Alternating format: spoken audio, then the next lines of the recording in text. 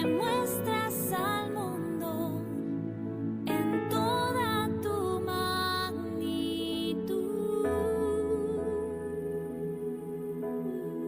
Te diste a conocer. Bien, mis amados hermanos, ¿cuántos estuvieron el jueves anterior? Levanten la mano que estuvieron el jueves anterior. Algunos, ¿no? Gloria a Dios, baje la mano. ¿De qué personaje hablé? Amén, eso, hermana Vero. Hablé de Caleb. ¿Se acuerdan cuál fue la característica de Caleb? ¿Qué pasó con Caleb? Caramba, ese tipo llegó a cumplir 85 años, dice la Biblia, y no se envejeció, sino que se fortaleció. Y es más, dijo, yo tengo la misma fuerza de aquel entonces, así que solamente ordéneme en conquistar el monte y yo lo conquistaré. Y ese monte no era de ir a conquistar matando, qué sé yo, cucarachas. Ese monte estaba habitado por gigantes. Y él dijo, yo tengo la fuerza suficiente para ir y conquistar junto a mi familia ese monte. ¿Qué podemos ver? A Caleb no le cantaban cada cumpleaños, te estás poniendo viejito, te estás poniendo... No, ese no le cantaban a Caleb. A Caleb le cantaban cumpleaños feliz. ¿Qué le cantan a usted? ¿O con cuál de las dos canciones usted se identifica? Cuando llega su fecha de nacimiento, ¿con cuál de las dos canciones se identifica? ¿Con el cumpleaños feliz o con el te estás poniendo viejito? ¿Cómo cree usted que habría reaccionado Caleb si le habría cantado a la familia en su cumpleaños, te estás poniendo viejito? ¿Qué cree usted que habrá hecho Caleb? Yo creo que con la fuerza que Caleb tenía les correteaba a toda la familia ese día por llamarle viejito, ¿no? Porque en realidad Caleb no se estaba poniendo viejito, Caleb se estaba poniendo fuerte. Así que la semana anterior, y de hecho ya venimos hablando 2 semanas seguidas sobre el mismo tema, hemos venido hablando sobre esto, ¿no? O envejezco o me fortalezco, o alcanzo fortaleza o me voy debilitando. Ahora, ¿cómo podemos medir si lo que Caleb decía era verdad? ¿Cómo medir si era cierto que Caleb en realidad no se había envejecido, sino que se había fortalecido? Porque pudo conquistar el monte. Porque conquistó el monte. De nada habría servido que él diga, yo no me he envejecido, y a la larga el monte le quede grande. Entonces no servía de nada lo que él diga, sino que definitivamente fue muy importante lo que él hizo. Así que en el fondo hay una canción por ahí de, creo que Rubén Blades, ¿no? Que dice, las palabras son del aire y van al aire. ¿Se han oído esa canción? Entonces, al final las palabras son del aire y van al aire, porque tú puedes decir algo que al final se queda solamente en unas palabras, en unos dichos, en unos pensamientos que se los llevó el aire. Y si Caleb habría dicho, yo soy fuerte, pero no conquista el monte, esas palabras habrían sido del aire y se habrían ido al aire. Pero no se fueron al aire esas palabras, sino que terminaron concretándose en hechos reales, en hechos puntuales. Y Caleb terminó conquistando el monte. ¿Cómo yo saber si estoy envejeciendo o estoy fortaleciéndome? Simple, porque estás conquistando tus montes. Si tú no estás conquistando tus montes, entonces solamente son palabras que van al aire y son del aire. ¿Aló, aló? Es que yo soy de Cristo, conquista tu monte. Es que yo soy un bendecido, conquista tu monte. Es que yo tengo el espíritu de revelación, conquista tu monte. A medida que conquistemos el monte, se definirá si usted y yo o estamos envejeciendo o estamos fortaleciéndonos. Le comparto que hace unos 40 y pico de días atrás empezamos un equipo ministerial de apóstoles y profetas, maestros, de varias partes del mundo, Argentina, Venezuela, Chile, Estados Unidos. Empezamos a unirnos a través de las redes en un propósito de oración, de oración, de orar. Principalmente con mi amigo Eddie Oleas. Porque presentíamos, yo le digo, como suelo decir yo, en un espíritu de sospecha nomás, no, presentíamos que el Señor está haciendo y está moviendo y está haciendo cambios a una temporada o a una estación espiritual distinta. Hace casi 40 días yo les envié, ¿se acuerdan? Al chat de los pastores y obreros, ¿no? Les mandé un chat y les dije, vamos a entrar en 40 días de oración. Y terminamos de orar el día el día sábado de la semana anterior, que creo que era, si no estoy mal, 21 o 22. Terminamos de orar. Habíamos decidido dar descanso el día domingo y el día lunes y martes centrarnos en un retiro con mi amigo Eddie Oleas, separarnos en un retiro para tratar de tener una identidad más puntual de cuándo iniciaría esa nueva temporada y cómo darnos cuenta que esa nueva temporada había empezado. Pues nos establecimos y nos pusimos esa fecha con un mes y un poco más de anticipación sobre eso. Pero el día domingo a las 6 de la mañana aproximadamente, 5 de la mañana, me llama un amado del grupo con voz profética y me dice, apóstol, yo tengo la fecha. No sé la forma, pero tengo la fecha. Pero este profeta me dijo, no, yo tengo la fecha y se la voy a dar. Y a las 6 de la mañana me extendió el versículo bíblico que yo compartí con ustedes al inicio en esta noche, Ageo capítulo 2. Y es muy claro Ageo, muy puntual cuando Ageo dice el 24º o el 24 día del 9º mes. ¿Sí? Entonces este profeta me dijo, mire, tenemos la fecha. Es el 24 de septiembre donde el Señor abre una nueva temporada. ¿Sabe qué era lo bonito de todo esto? Que sin haberlo sabido nada, nosotros 40 días antes habíamos puesto el 24 como una fecha para reunirnos, a adorar y a buscar dirección de Dios. Así que ya arrancamos un ciclo con más entendimiento, arrancamos un ciclo con más visión de por lo menos saber cuándo era el día.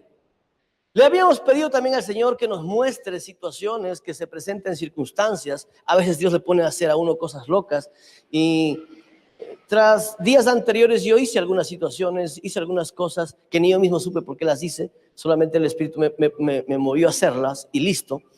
Y en esas actividades previas al 24 yo pude entender y pude mirar y pude ver y discernir algunas cosas importantes que marcaban evidentemente un cambio de temporada. Déjeme le pongo un ejemplo de lo que es un cambio de temporada.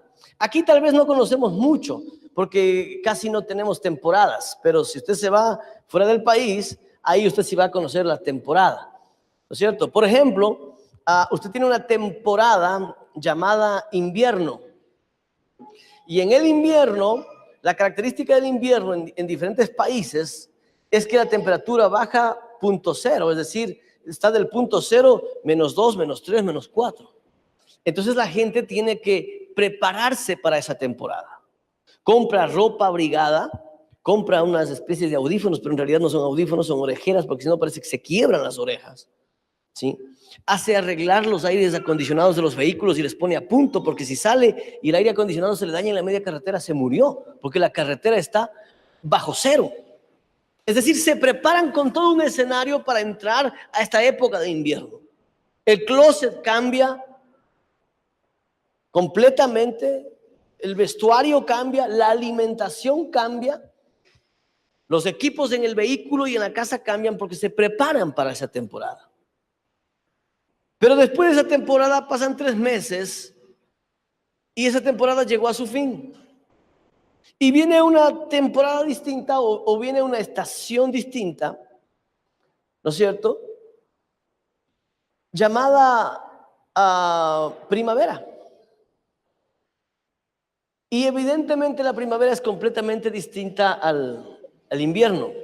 La temperatura que estaba bajo cero empieza a estar ahora en un punto medio. ¿Qué pasa con los abrigos? Ya no son útiles los abrigos para esa temporada. ¿Qué pasa con el aire acondicionado? Ya tiene que cambiarse ahora no en calefacción, sino en aire frío. ¿Qué pasó con las orejeras? No, ya las orejeras ya no son útiles, porque si se pone orejeras en primavera, imagínense, usted se va a cocinar. Entonces, cada primavera tiene ciertas características, cada primavera tiene ciertos elementos, cada primavera tiene ciertos ciclos y ciertos niveles de utilidad. ¿Por qué le estoy hablando de esto? Porque entonces cuando el Señor nos dijo hay un cambio de temporada, nosotros nos dimos a la tarea de puntualmente preocuparnos en tres cosas. Lo primero, ¿en qué consistía esta nueva temporada? ¿En qué consistía? Y cuando el Señor empieza a darnos esta palabra profética, yo empiezo a entender que el Señor tiene como siempre toda la razón y a veces nosotros somos los que somos un poquito ciegos en entenderlo. Si usted lee conmigo el versículo número 19, por favor. Todavía no producen nada la vid ni la higuera, ni el granado ni el olivo, pues a partir de hoy yo los bendeciré. Lo primero que entendimos es que estábamos cruzando una temporada de sequía.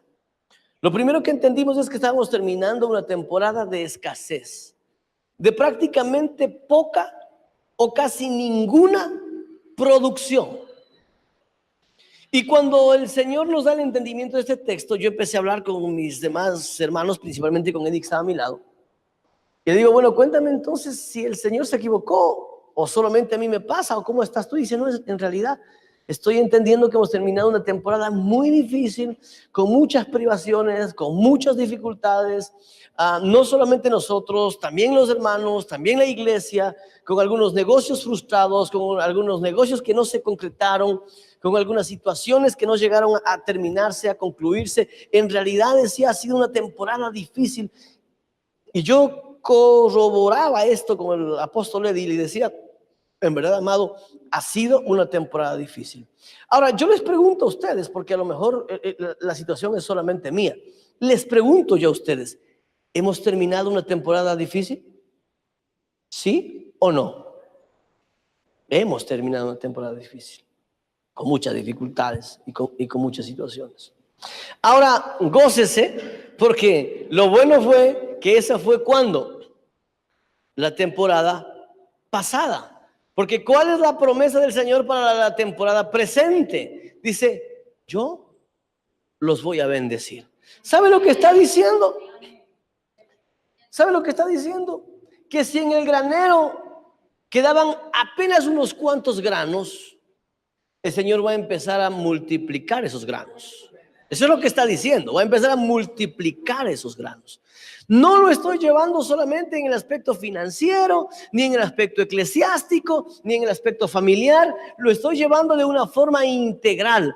¿Cuántos planes a usted no se le concluyeron? ¿Cuántos negocios se le frustraron? ¿Cuántos planes familiares no lograron llevarse a cabo? ¿Cuántas cosas se le quedaron a usted a medias, sea en familia, sea en vida espiritual? Supongo que algunos. ¿Qué dice el Señor para la nueva temporada? Yo los voy a bendecir. Y lo que estaba ahí escaso, yo lo voy a multiplicar. Lo que el Señor nos hablaba es que entramos en una nueva temporada de multiplicación. Entramos en una nueva temporada de multiplicación, que lo que estaba escaso va a dejar de estar escaso. ¿Sabe por qué es interesante que usted sepa esto? Porque mientras meditábamos en esos 2 días, casi 3 días de retiro, logramos entender que el Señor nos mandaba a ministrar una palabra que la vamos a ir trabajando después de que acabe esta, porque tengo que terminar esta palabra, de trabajar y graduar este tema. Pero el Señor nos hacía pensar en algo y nos habló muy puntualmente. Hay gente que ha sido liberada, que no es libre. Esto parece contradictorio, ¿no? Nos decía el Señor mientras meditábamos, hay gente que ha sido liberada que no es libre. Yo decía, ¿cómo es eso? Porque si ya fue liberada, pues ya fue libre. Y el Señor decía, no, hay gente que ha sido liberada y que no es libre. ¿Por qué? Porque el ser liberado es una acción. Vino alguien, ¿no es cierto? Viene alguien donde ti y te libera. Pero una cosa es que tú hayas sido liberado y otra muy distinta es que tú vivas libre. Hay mucha gente que ha sido liberada de una posición, que ha sido liberada de una situación, que ha sido liberada de pronto de un pecado, que ha sido liberado de una actitud, que ha sido liberada de un comportamiento, que ha sido liberada de una emoción, que ha sido liberada de un pensamiento. Hay gente que ha sido liberada de un montón de cosas, pero a la hora de vivir no es libre. Y vuelve a manifestar las mismas esclavitudes que cuando estaba en Egipto. Le pasó a Israel. El Señor le saca a Israel con brazo poderoso, ¿se acuerdan? Y les dice, deja ir a mi pueblo para que mi pueblo me alabe. Y los saca, deja ir a mi pueblo. ¿Qué hizo el Señor? Les dio libertad. Pero cuando estaban en el desierto, ¿qué decían ellos? De gana venimos acá. Era mejor de quedarnos allá. Porque allá esclavos o no esclavos, pero por lo menos comíamos carne. ¡Wow! Quería regresar a la esclavitud, no por un asunto espiritual. Quería regresar a la esclavitud por un asunto de deseo, por un asunto de pensamiento. Entonces, la verdad, ¿vivían libres? No, no vivían libres. Aunque el Señor los había libertado. Esta es una de las características de la temporada pasada por las cuales muchos hijos y muchas hijas de Dios y muchos ministros, incluyéndome yo, y muchos ministerios, incluyendo el nuestro, no logramos alcanzar todo aquello que de pronto fue decretado que lo alcancemos, porque aunque el Señor nos libertó, no vivimos libres en la actitud, no vivimos libres en el pensamiento. Y lo primero que tenemos que trabajar en esta nueva temporada es aprender no solamente a sabernos libres, sino a vivir libres. Entonces, qué difícil es, ¿no? Cuando el Señor dice, yo los voy a bendecir, y por ahí uno dice, amén, ¿no? Ojalá. Ojalá. Y el Señor le suelta una palabra, y ese es uno de los obstáculos que nosotros veíamos. Y el Señor suelta una palabra y dice, lo que no estaba produciendo, te va a producir. Y el hermanito dice, ojalá, ¿no? O sea, aunque la anterior no fue así, pero ojalá. Y el Señor viene y te dice, y lo que no estaba produciendo, la higuera que no estaba produciendo, va a empezar a producir.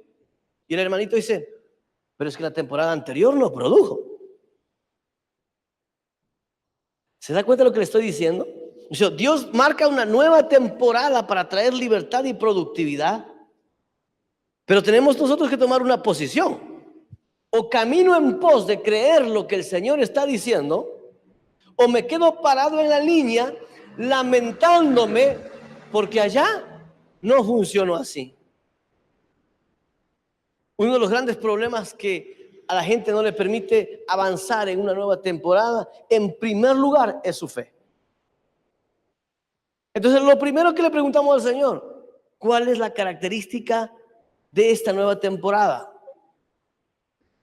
Y esa característica para esta temporada es que el Señor va a producir lo que no se estaba produciendo, va a reverdecer lo que no estaba reverdecido y va a multiplicar lo que estaba detenido. ¿Cuál es el requisito? Número 1, fe. Lo debo creer. Ahora, cuando yo creo en la palabra del Señor, se establece en mí una convicción que me da seguridad y que me es imposible dudar en que va a suceder. Se genera una convicción que me hace inamovible para que lo que el Señor me habló se cumpla. Así que usted quiere ver lo que el Señor le prometió, créale al Señor. No mire con los ojos humanos y empiece a mirar con los ojos espirituales. Una cosa es lo que usted puede estar experimentando y otra cosa es la posición desde donde usted debería gobernar. No sé si me está entendiendo, le voy a volver a repetir. Una cosa es las situaciones que usted puede estar pasando y otra cosa es la posición desde donde usted debería gobernarlo. Porque el apóstol Pablo dice claramente: en Cristo estoy juntamente unido y sentado con Él en regiones celestiales. ¿Y sabe lo que eso significa? No significa que usted voló al cielo. No, ¿sabe lo que significa? Que en la misma posición de autoridad, de gobierno que está Cristo, está usted. ¿Cuándo se activa esa posición de autoridad y gobierno? Cuando usted decide creer. Entonces, una de las características de esta nueva temporada es creer. Pero ahí viene un problema que les mandaba el otro día en los grupos de WhatsApp. Ahora, la lectura para creer, o el creer, o el entendimiento para creer, viene en dos líneas. En la Biblia solamente hay dos descendencias de la misma mujer. Recuerden que cuando Eva peca, ¿no es cierto? Le dice el Señor que iba a poner enemistad entre la simiente de ella y la simiente de la serpiente, y que la una le morderá el talón, pero la otra le pisará. ¿Se acuerdan de ese pasaje? La Biblia contempla dos descendencias, nada más. No hay más descendientes, hay dos descendientes: los descendientes de la serpiente y los descendientes de la mujer. Está hablando de dos generaciones, nada más. La generación adámica, el Adán humano, con un entendimiento humano, con una lectura y una cosmovisión humana de las cosas. Esa es la descendencia, la una descendencia. Y la otra es la descendencia de Cristo, o del postrer Adán. Una descendencia que ha desarrollado una visión, una mentalidad y una perspectiva netamente espiritual desde regiones celestiales. Ahora, ¿sabe cuál es el problema? ¿Qué pasa? Déjeme le pongo un ejemplo. ¿Qué pasa si usted se compra un teléfono que funciona con el sistema operativo Android y usted le quiere poner iOS? ¿Le va a funcionar? ¿Qué pasa si usted se compra una computadora Windows y le quiere poner un sistema operativo Mac? ¿Qué es lo que va a pasar? No le corre, no le va a funcionar, porque no está diseñado ese software para ese equipo. Una de las dos cosas están mal. ¿Sabe por qué la gente no logra experimentar la bondad de Dios? Porque quiere decodificar los misterios espirituales desde una condición humana, y quiere discernir las cosas espirituales de manera humana, y quiere resolver los conflictos espirituales de manera humana, y quiere administrar las cosas espirituales de manera humana. ¿Sabe cuál es el problema? Esos dos sistemas son incompatibles, no se pueden mezclar. Es como querer hacer una mezcla de agua y aceite, y esas dos cosas no se pueden mezclar. Entonces es necesario discernirlo espiritualmente para poder entender espiritualmente una nueva temporada espiritual. Porque alguien dirá: oiga, qué loco el apóstol, ¿cómo va a poner nueva temporada en septiembre? Ponga nueva temporada en enero, que empezamos el año, pues. Septiembre, cuando ya falta 3 meses. Eso es un discernimiento humano que no logra codificar algo que es espiritual. ¿Aló? Así que otra de las características de esta nueva temporada es que lo espiritual no se entiende con lo humano, y lo humano no es compatible con lo espiritual. No se puede, no es posible. Entonces vamos a tener que rever, escuche esto, vamos a tener que rever en nuestra temporada nueva, vamos a tener que rever, observar con mucho detenimiento, analizar con mucho detenimiento todos aquellos temas espirituales por resolver que hemos pretendido darles una salida humana. Voy a repetir, es imprescindible en esta nueva temporada que revisemos, analicemos todos los asuntos espirituales que tenemos por resolver, y que todos esos asuntos espirituales que tenemos por resolver los resolvemos o los resolvamos con el Espíritu. Porque si pretendemos hacerlo con nuestro entendimiento adámico, son dos sistemas operativos que no van a compaginar o ser compatibles. ¿Aló? Entonces tenemos que afinar nuestros oídos y nuestros sentidos espirituales para que lo que el Señor prometió yo lo pueda creer, yo lo pueda ver, yo lo pueda entender y yo lo pueda disfrutar. Que dejemos de ser un Israel que nos dijeron libres, pero pensamos como esclavos. Que dejemos de ser un Israel que fuimos codificados para entender lo espiritual, pero estamos resolviendo humanamente. O sea, eso no puede darse más. Ya no podemos traerlo a una nueva temporada, porque traerlo a una nueva temporada sería como la canción de Lisandro Mesa, la crónica de una muerte anunciada. Lo que no nos funcionó en el pasado, ¿cómo lo puedes poner en el presente? Si no te funciona es porque algo lo hiciste mal. Estamos ya en una nueva temporada. Miren el versículo 20, por favor. Versículo 20 dice, y el día 24 del mismo mes, del noveno, vino por segunda vez la palabra del Señor a Ageo. Y mira el mensaje, dile a Zorobabel, gobernante de Judá, yo estoy por estremecer los cielos y la tierra. Volcaré los tronos reales y haré pedazos el poderío de los reinos del mundo. Volcaré los carros con sus conductores y caerán caballos y jinetes, y estos se matarán a espada unos con otros. Otra de las cosas que el Señor nos habló para esta nueva temporada es que nosotros definamos, le hablo como pastores, como apóstoles, como ministros, nos llevó a que definamos quiénes somos. Y esto puede a usted causarle una locura. ¿De qué está hablando el apóstol? El Espíritu nos dijo, ustedes tienen que identificar quiénes son. Y yo dije, yo sí sé quién soy, me llamo Jorge Miranda y mi número de cédula es 180244. Me dijo, no estoy hablando de eso. No estoy hablando de eso. Y nos llevó en el segundo día a identificar dos cosas curiosas en la vida de Jesús, el maestro y líder por excelencia. Jesús en el pasaje, le voy a dar el pasaje porque usted quiere leer en la casa, porque no lo voy a leer, pero en el pasaje de Mateo capítulo 16, versículos del 13 al 20, sucede algo chistoso en ese pasaje. Jesús está liderando, Jesús está edificando a sus apóstoles, Jesús está preparando el terreno para la expansión del reino y se da una conversación chistosa ahí. Le llama a Jesús y les dice, ¿quién dice la gente que yo soy? ¿Sabe por qué Israel no logró entender lo que él vino a hacer? Dice Juan capítulo 1, versículo 10, él vino a lo suyo y los suyos no le recibieron. ¿Sabe por qué no le recibieron?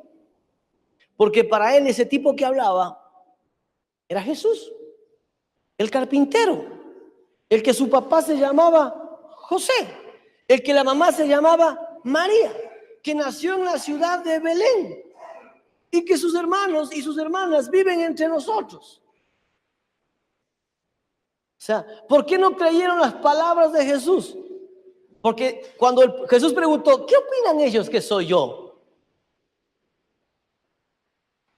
Ellos dijeron, unos dicen que eres Juan el Bautista, unos dicen que eres Elías, otros dicen que eres Moisés.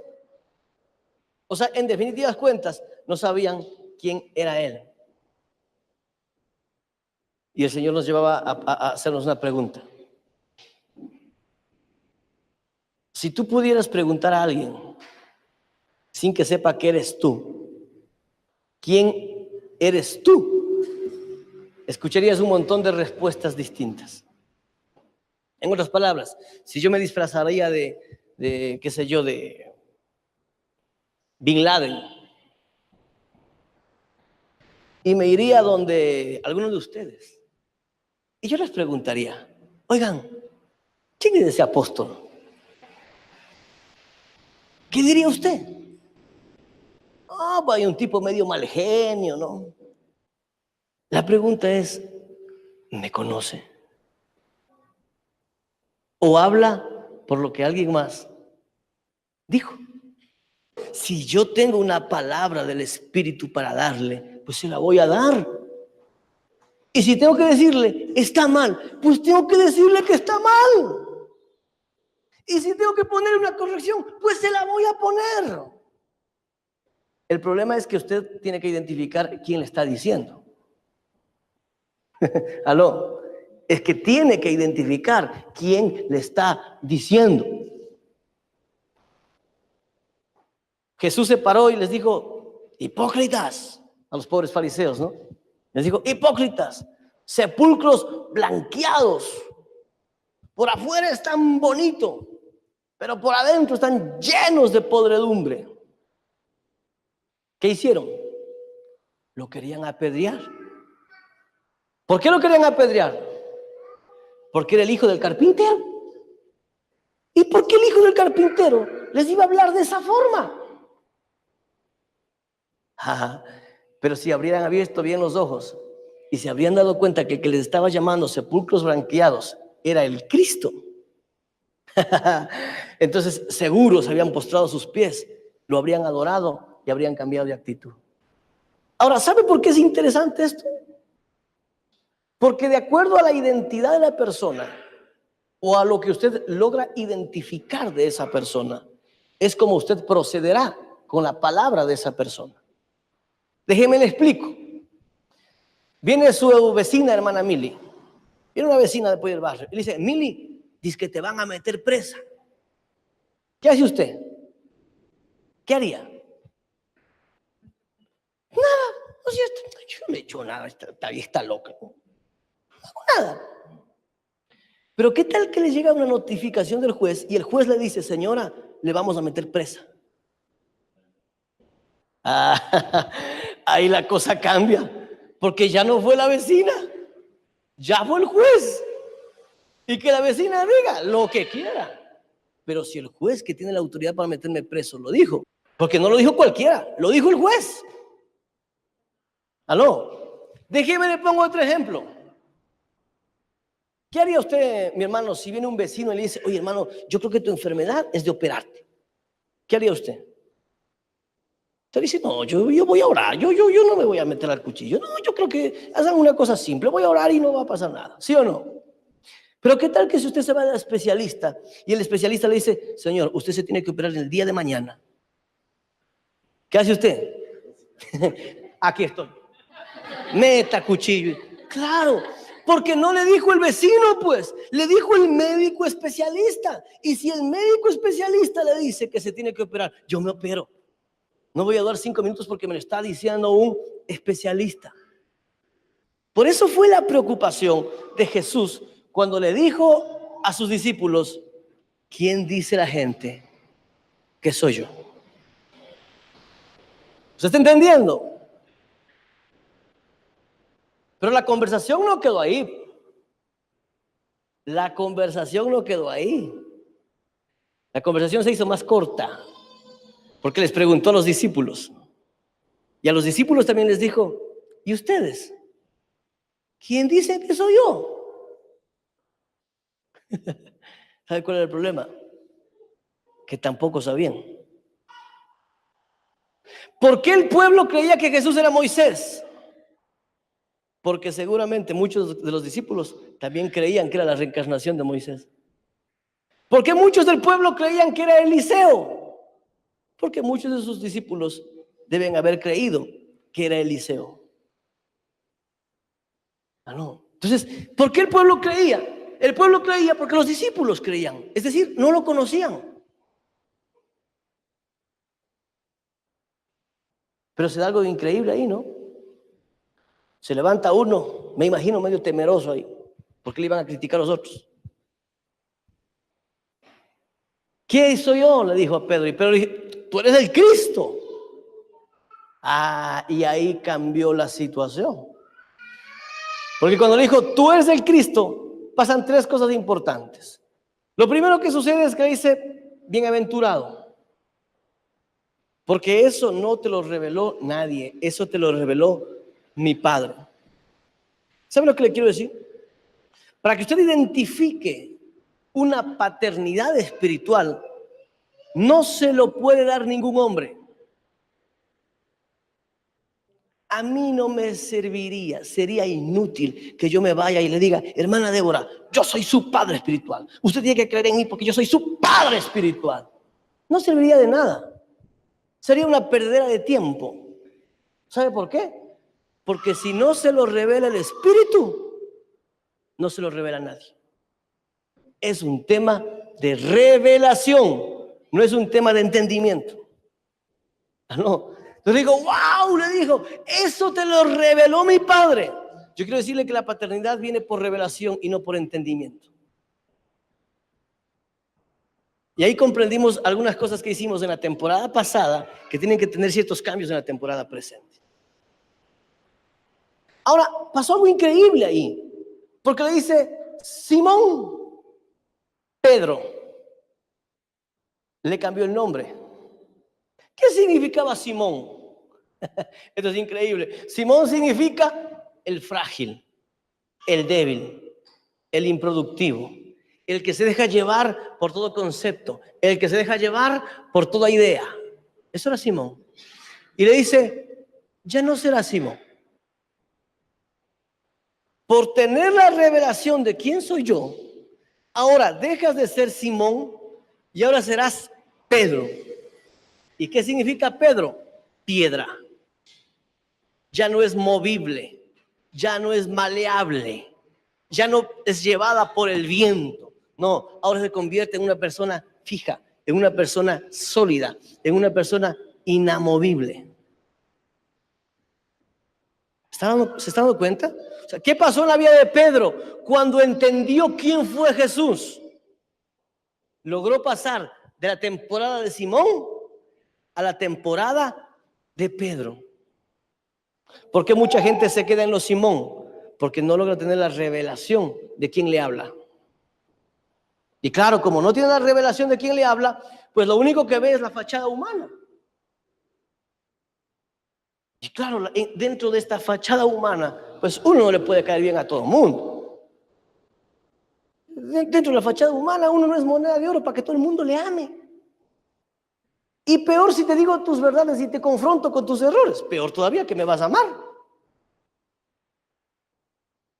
El Simón no servía para la nueva temporada.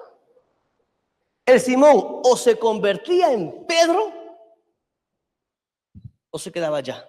No era posible pasarlo a esta temporada, porque para que pueda cruzar la línea, ya no puede cruzar como Simón, tiene que cruzar como Pedro.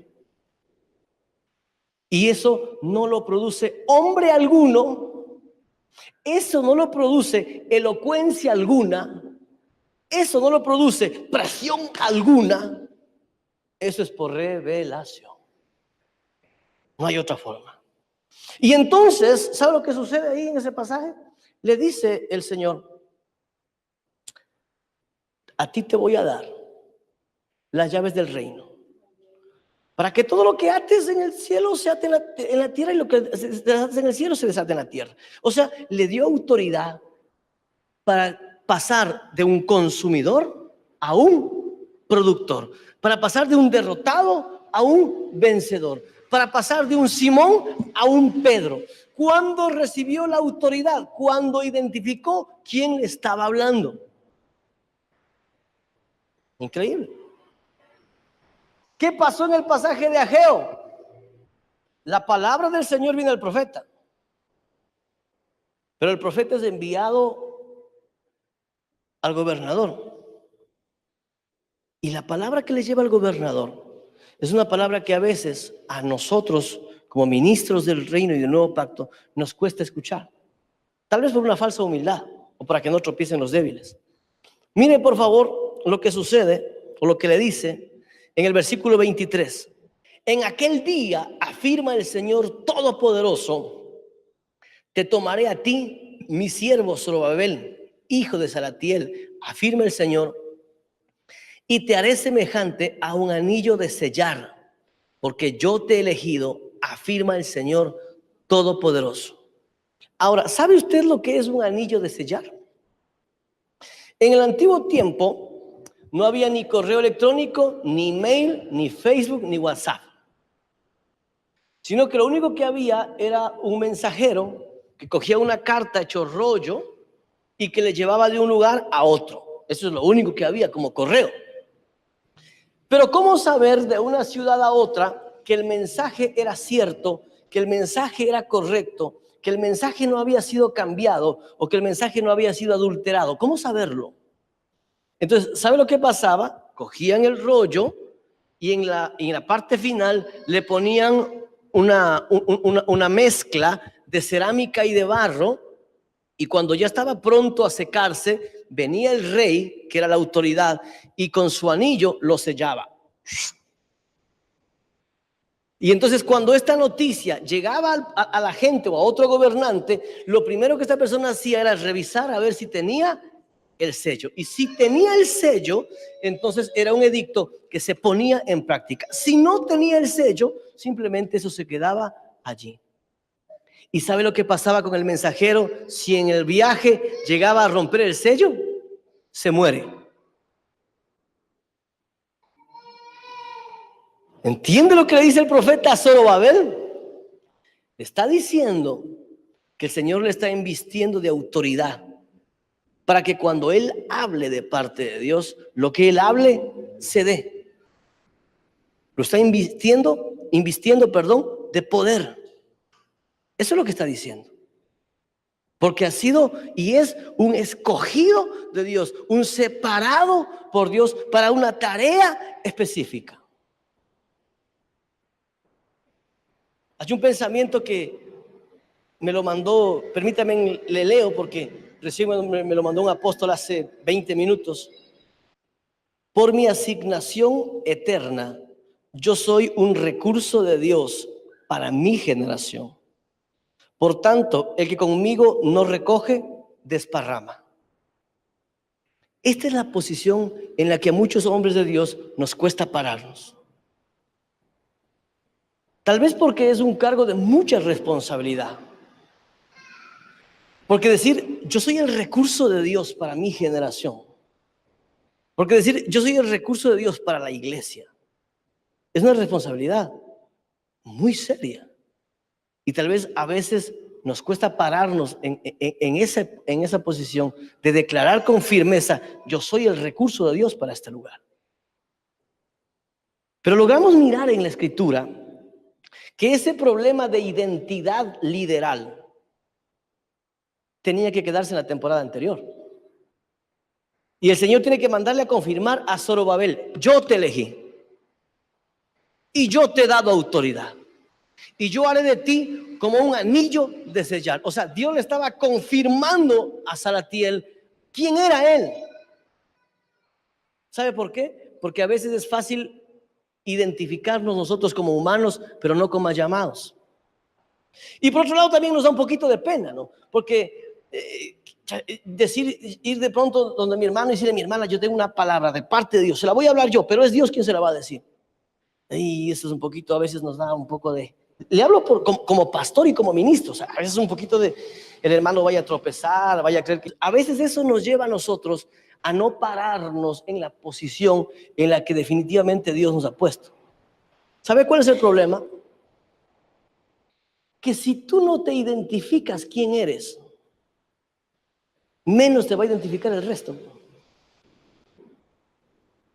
Menos te va a identificar el resto. Si tú mismo no te lo crees, ¿quién te lo va a creer?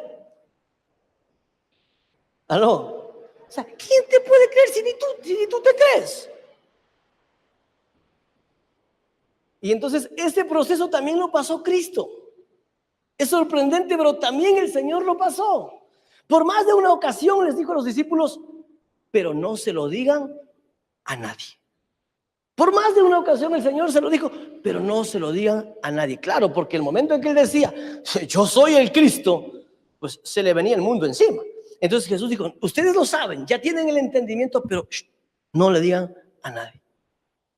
Pero llegó el momento en que yo me imagino el Espíritu también lo hizo transicionar al Señor, y el Señor tuvo que pararse en la autoridad de que Él era el que era. Y Él tuvo que pararse en esa autoridad. Acompáñenme por favor, Juan capítulo 6, versículo 55. Jesús empieza a descubrirse ¿Quién era él? Miren el versículo número 52. Desde el 52 podemos leer. Dice, los judíos comenzaron a disputar acaloradamente entre sí. ¿Cómo puede éste darnos de comer su carne? Y Jesús les empieza a protestar. Ciertamente les aseguro, afirmó Jesús, que si no comen mi carne del Hijo del Hombre, ni beben su sangre, no tienen realmente vida. El que come mi carne, aquí se identificó ya. Aquí se identifica ya. En el versículo número 54, él ya se identifica y dice, el que come mi carne y bebe mi sangre tiene vida eterna y yo, mire, ya se identifica, y yo lo resucitaré en el día final, porque mi carne es verdadera comida y mi sangre es verdadera bebida. El que come mi carne y bebe mi sangre permanece en mí y yo en él. ¡Wow! ¿Dónde quedó el no le digas a nadie? Se acabó el no le digas a nadie. Ahora él se para con autoridad y dice, es mi carne la verdadera comida y es mi sangre la verdadera bebida, y tienen que comer mi carne y tienen que beber mi sangre. ¿Qué hizo él? Se empoderó de quién era. ¿Sabe? Para esta nueva temporada no nos sirve más una falsa humildad. No nos sirve más una falsa humildad. Tampoco nos sirve la arrogancia. Y tampoco nos sirve la prepotencia. Pero tampoco nos sirve una falsa humildad. De que para que nadie tropiece, tratar de no identificarse con lo que Dios le ha asignado y con lo que Dios es. Me mirará como un predicador, ¿no? Que yo le voy a escuchar lo que predica y a calificarle. No, si estuvo buena la prédica. Esta partecita no me gustó, pero lo de acá estuvo bueno, ¿no? Entonces ahí le ponemos un 7. Tal vez me mirará como un psicólogo gratis. Ay, estoy en este problema, ¿qué hago? Hermano, mire, haga esto, haga esto. Amén, gracias. No te costó un centavo, hiciste lo que te dio la gana. Bueno, podrás verme de un montón de formas. Y escucha algo, eres libre de verme como quieras. Porque yo no puedo cambiar eso. Eso es por revelación. Acuérdate eso. Esto es por revelación. Pero el que tú me mires y cómo me mires no cambia lo que yo soy. Y sin temor alguno te lo puedo decir, como apóstol de Cristo, yo soy el recurso de Dios que tú tienes para nuestra generación. Recibe mi palabra como la quieras recibir. Si quieres le haces caso, si no quieres no le haces caso. Pero una cosa sí te puedo asegurar, no pasarás a la nueva temporada, ni disfrutarás en la nueva temporada aquellas cosas que el Señor está hablando si no entiendes quién te habla. No te lo digo con orgullo, no te lo digo con arrogancia, te lo digo en la humildad más sensata con la que puedo manejar. Pero es que no puedo dejar de hacer lo que en el Espíritu estoy llamado a hacer. Ahora quiero que sigas leyendo conmigo, porque la historia de Jesús no termina ahí, con esa nos vamos. Versículo número 60. Miren el 60. Al escucharlo, muchos de sus discípulos exclamaban, esta enseñanza es muy difícil. ¿Quién puede aceptarla? Jesús, muy consciente de que sus discípulos murmuraban por lo que les había dicho, les reprochó. Esto les causa tropiezo. Claro, lo que Jesús les estaba diciendo no era fácil de tragar. Porque lo habían visto como el Jesús, el maestro, el pana, el amigo, el que dormía con ellos, el que se iba en las aventuras en la barca, el que caminaba por el mar, al que se le arrimaban en el pecho. O sea, le habían visto de un montón de maneras. Pero ahora tenían que verle como lo que era, como el Cristo. Entonces dice, uy, esa carne, ese mensaje era muy difícil de tragar. Y dice que fue tan difícil de tragar que a algunos les causó tropiezo. Estoy consciente de que tropiezo no es caída. Tropiezo no es caída, pero te frena. Porque si coges una carrera, ¿no? En sus marcas, listo, fuera, sale una carrera, y te tropiezas. Una cosa es seguro, primero no llegaste. Primero, no llegaste. Yo no sé de estos discípulos quiénes llegaron y quiénes no. Lo que sí sé es que en esta verdad de la identidad del liderazgo de Jesús, algunos tropezaron. Algunos tropezaron. Y hay que estar consciente que muchos pueden tropezar. Pero el que muchos tropiecen, o el que algunos tropiecen, esperemos que no tropiecen, eso no puede cambiar la realidad de lo que es. Versículo 64. Sin embargo, hay algunos de ustedes que no creen. Es que Jesús conocía desde el principio quiénes eran los que no creían y quién era el que iba a traicionarlo. Aquí aparecen dos grupos. Ojo, levante su mirada. Aquí aparecen dos grupos.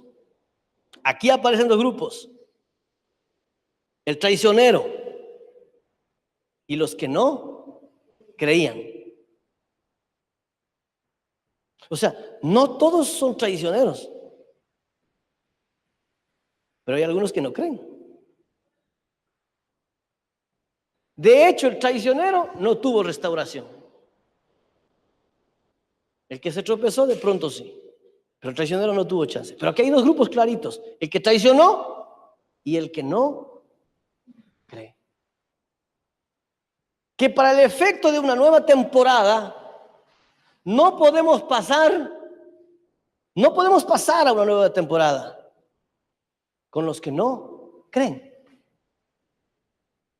No podemos cruzar de lado. Si no crees, tienes tu derecho de no creer. Pero no puedes pasarte de lado porque no puedes. Simplemente amerita un cambio de temporada. Ahora, mire lo que sigue diciendo. Versículo 66. Desde entonces, muchos de sus discípulos le volvieron la espalda y ya no andaban con él. Así que Jesús les preguntó a los 12, ¿también ustedes quieren marcharse? Señor, contestó Simón Pedro, ¿a quién iremos? Tú tienes palabras de vida eterna. Esta posición de Jesús es bravísima, ¿no? Yo veo la transformación de Jesús es brava, de cuando decía, no le digan a nadie, a cuando se para en autoridad. Porque ahora dice que muchos de sus discípulos que antes le seguían, antes de que les diga quién él era, o que se pararan en la autoridad de lo que él era, muchos de que lo seguían, ya no le copian más, ya no le siguen más. Y se van. Jesús no los detiene, por supuesto. Pero más allá de no detener a los que se van, es sorprendente, más allá de no detenerles a los que se van, regresa a ver a los que están al lado y les hace una pregunta vital, ¿no? Y le dice, ¿y ustedes de pronto también no se quieren ir?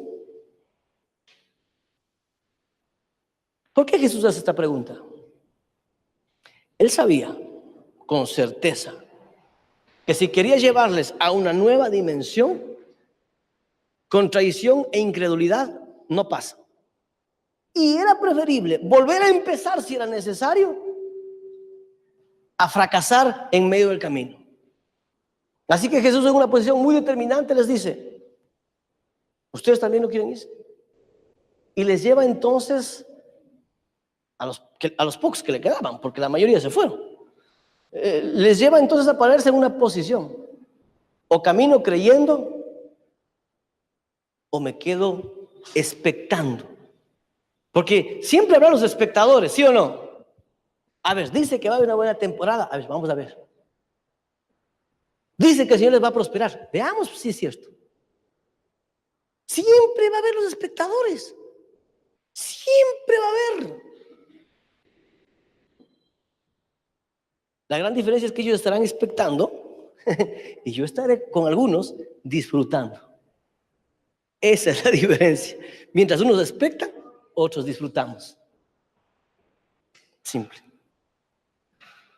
Hay muchas cosas que tenemos que ajustar, cambiar, transicionar en esta nueva temporada, porque yo estoy determinado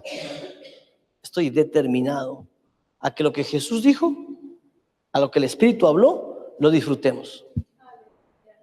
Mi anhelo, el deseo de mi corazón, hacerlo con todos ustedes y con cuantos del Señor añada. Ese es el deseo profundo de mi corazón. Pero hay una condición. No podemos pasar en la misma posición en la que estuvimos en la temporada pasada. El abrigo se quedó atrás, la bufanda se quedó atrás, el tapaorejas se quedó atrás, porque pasamos de invierno a primavera. Y en primavera ya no me sirve lo que me sirvió en invierno. Así que mi anhelo, el anhelo del Padre, el anhelo del Espíritu, que todos, sin excepción de nadie, todos crucemos en una nueva temporada. Pero es mi deber, es mi responsabilidad poder clasificar y determinar con quién cruzo y con quién no. Porque cosas que nos servirán en esta nueva temporada son cosas que tendremos que aplicar de lo que no hicimos bien la anterior. Con esto quiero decirles que hasta esta etapa del camino, obvio que el primero que se autoexamina soy yo, pues. Obvio. Obvio que el primero que se hace un autoanálisis soy yo. Y obvio que el primero que tiene que identificar las fallas que me impidieron avanzar más en la temporada anterior soy yo. Porque aquí quiero serle claro. Yo no le estoy diciendo yo soy infalible. No, no se equivoque. Yo no le estoy diciendo yo no tengo errores. No, no se equivoque. Yo no le estoy diciendo yo no tengo equivocaciones. No, no, no. Yo no estoy diciendo eso. Yo tengo errores que cada día los trato de mejorar. Yo tengo equivocaciones que cada día los trato de limar. Por supuesto. Y yo sé que estoy siendo perfeccionado día con día, al igual que ustedes.